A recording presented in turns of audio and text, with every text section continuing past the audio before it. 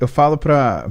Lá no Interligas, o que eu falo pra galera? Porque tem muita gente que fala assim, ué, mas se você não tivesse que dar aula, você estudaria? Óbvio.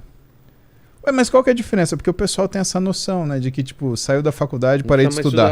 Pra quê? Né? Tá E louco, não cara, é a história e não é a história da atualização. Isso não tem nada a ver. Atualização é quando você vai ver o que está acontecendo. Estudar é quando você vai saber sobre o que você está fazendo. São coisas diferentes, né? O que eu falo para eles? Eu falo que o que muda entre você ser um aluno de graduação e você ser um profissional formado é as porcentagens daquilo que você estuda. Quando você é aluno, você não pode estudar o que você quer. Você tem que estudar 90% daquilo que você não quer para você poder estudar os 10% do que você gosta. Quando você se torna um profissional, você pode estudar o que você quer, 90%. Você sempre vai ter que ficar estudando pelo menos 10% do que você não gosta. Exato. Né?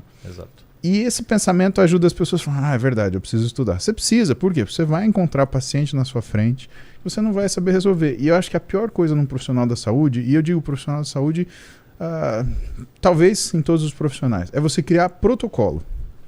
Protocolo é copiar e colar. Você pode ter uma metodologia, ou seja, a sua forma de abordar. Protocolo é você querer parar de pensar. Eu vi o sujeito assim, assim, assim, assim. Ótimo, portanto, então vai fazer tal isso. Coisa. Vai assim, assim, assim. Vou fazer aquilo. Existe um conceito, Vilela, que assim, para você identificar se um profissional é bom ou não da saúde, basta você verificar 3 coisas nele. Você precisa verificar se ele está te dando uma boa intervenção que tem base em evidência, se ele sabe o que ele está fazendo, se ele tem expertise nisso, uma formação, experiência, fez estágio, já atendeu ou tal, alguma coisa, e se ele se importa com a sua opinião. A gente chama isso, esses 3 itens, de prática baseada em evidência. A galera, quando a gente fala prática baseada em evidência, o pessoal acha que é um tipo de estudo, um tipo de metodologia de estudo. Cara, prática baseada em evidência, eu vou falar aqui, vocês nunca mais esqueçam. Prática baseada em evidência é uma decisão clínica compartilhada. Exato. Então, quando você chega lá no MUSE e você tem eu vou falar uma hipótese agora aqui, pode ser que eu esteja errado na formulação do caso, você me corrige. Não. Você chegou lá no MUSE e você tem uma condição de um problema na lombar. Não, coloca no meu, hipotireoidismo. O MUSE, hipotireoidismo. O MUSE sabe que você... Vou usar esse da lombar aí. Tá. O MUSE sabe que você tem um problema na lombar. Ele é um cara com uma expertise em lombar. E ele sabe qual que é a intervenção, a melhor intervenção possível para sua lombar. Então, ele tem os 3 pilares. Ele tem 2 pilares dos 3. Ele tem a melhor evidência. Ele te mostra lá, Vilela, o que a gente sabe hoje, cara, é que esse tipo de cirurgia com robô, que a gente faz lá não sei aonde, é a melhor para você, cara. Tá. E eu sei fazer. Então ele tem 2. Hipoteticamente falando, tá? Não sei se esse é o caso, se opera com robô. Estou dando uma hipótese. Ele te mostrou a melhor evidência que os estudos científicos apontam e ele tem expertise. Então, até agora ele está seguindo uma prática baseada em evidência. Tá. Mas aí você fala pro MUSE assim, cara, o MUSE fala, mas a recuperação dessa cirurgia leva 6 meses e você não vai poder trabalhar e não sei o quê. E, cara, você fala assim, MUSE, eu não consigo, velho. Essa cirurgia pra mim não dá, ela é cara, eu não posso ficar 6 meses sem trabalhar, não é viável pra mim. Ou seja, você não quer. Se o MUSE te empurrar, ele tá fazendo 2 coisas da prática baseada em evidência, mas uma não. Agora, se o MUSE fala assim, beleza, eu entendi. Você tem uma preferência, o paciente tem uma preferência. Ele não quer a cirurgia com robô, que é a melhor evidência, eu sei fazer. Aí o MUSE te fala assim, ó, eu entendi. Então assim, a gente tem essa outra opção aqui, que é você ir no fisioterapeuta, você vai ter que fazer tantas e tantas sessões, tem uma remissão aqui que os estudos apontam, você não vai ter esse pós-cirúrgico, quem sabe daqui a um tempo a gente entra com a cirurgia quando você fazer gaveta de podcast e tiver uma condição. E aí você fala, não, esse é bom pra mim. Tá. O MUSE fez prática baseada em evidência, porque ele se importou com a sua opinião. É assim, cara.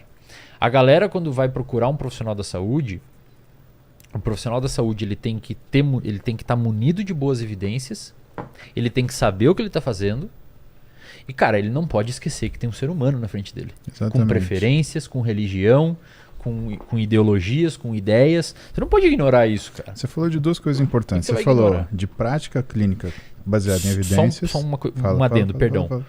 Aí o que acontece muitas vezes, Vilela? O cara sai da graduação num desespero, eu preciso da melhor evidência, eu quero a melhor evidência, e esquece que não é um diagnóstico que está na frente dele. É um ser humano, cara. E prática baseada em evidência, como o Muzi falou, não é protocolo. Não é, tá com a sua lombar assim, cirurgia com robô. Tá com a sua lombar assado, tá desse jeito. Tá com esse jeito, tá desse jeito. Não, cara, não é assim. Vamos te escutar, qual que são as suas expectativas, o que você busca aqui, entendeu? Perdão. Esner falou duas coisas importantes, que não é só a prática clínica sob evidências, né? Retomando, né? São a literatura mais atual, a habilidade do profissional e a escolha do paciente. São essas três coisas, sempre junto.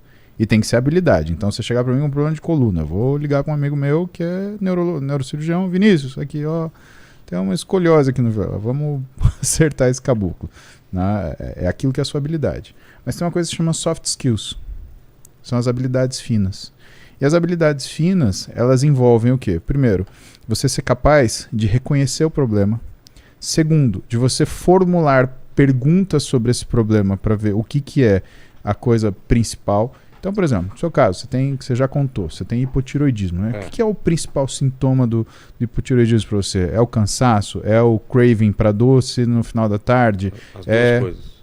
Por exemplo, é a intolerância ao frio, é a intolerância ao exercício físico, a incapacidade de você ser resistente à fadiga, é a qualidade de você ter uma fadiga precoce. A gente tem que definir, através dessas perguntas, o que é o principal.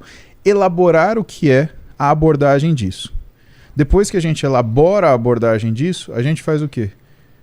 A gente reavalia o que foi o resultado sobre você. Então, soft skills associado com aquilo que é habilidades finas, né, ou habilidades delicadas, acho que não tem uma tradução muito adequada, né? Ela é a sua capacidade de reconhecer que a pessoa é a pessoa e que você tem que ter uma metodologia para fazer isso, e que isso não existe através de um protocolo. Você não faz um copiar e colar. Então, você tem a literatura, você tem a sua habilidade e você tem a preferência do Vilela. Ótimo. O que a gente tem que fazer? Tem que formular o que são, fazer a identificação correta do que você tem, formular as perguntas para ver as nossas prioridades, aplicar o que é uma estratégia para fazer o que é a avaliação disso, fazer a reavaliação, né? uma autocrítica sobre o teu trabalho. Você precisa fazer, né, o que é com o seu controle de qualidade, né? E finalmente avaliar as novas condições, porque o que vai acontecer? Vamos supor que a gente resolveu o teu cansaço por exercício, mas a gente não conseguiu resolver o que é a sua vontade de comer doce. Então, pode ser que não seja hipotireoidismo, pode ser uma variação de FGF23 que tem relação com a função hepática, né? Porque você está, sei lá, com uma desregulação metabólica, né? Aí entra outros problemas. Não, então o que aconteceu é que hoje você está com problema de sono, né? O teu sono está ruim. Então vamos ver teu sono. Por isso que não tem protocolo, Vilela, porque a gente tem que resolver as coisas. São muitas variáveis também, né? A gente tem que resolver as coisas conforme elas vão aparecendo. E muitas vezes, né, quando a gente tem quadros assim multifatoriais, e assim, a sensação que eu tenho, né, é que são que nem os diagnósticos de TDAH. Né? Você tem tanta variável que é um diagnóstico dificílimo. Muito, cara. E assim, eu sugiro que as pessoas que têm hipótese de TDAH façam uma avaliação neuropsicológica. Você vai no neuropsicólogo e o cara tenta quantificar medidas qualitativas. Então eu pergunto pro músico, como é que tá a tua atenção? Ele vai me falar, tá boa, tá ruim, tá média. Isso não... Como é que eu vou saber o que é boa, o que é ruim, o que é média? Aí ele vai no neuropsicólogo, o cara vai falar, Muzi, decora a cor dessas jujuba aí, quantas tem, daqui a 5 minutos eu pergunto de novo. E aí eu vejo quanto ele prestou atenção, pego a idade dele, o sexo dele, boto em média com a média da população e vejo se ele está muito viajando ou não. E eu nem lembro que doce era. Que tinha? Jujuba, cara. Então, só viu o copo d'água. Existe uma forma de você tentar quantificar a atenção, a memória, e o neuropsicólogo é um bom indicativo para quem tem... O psiquiatra normalmente faz esse encaminhamento.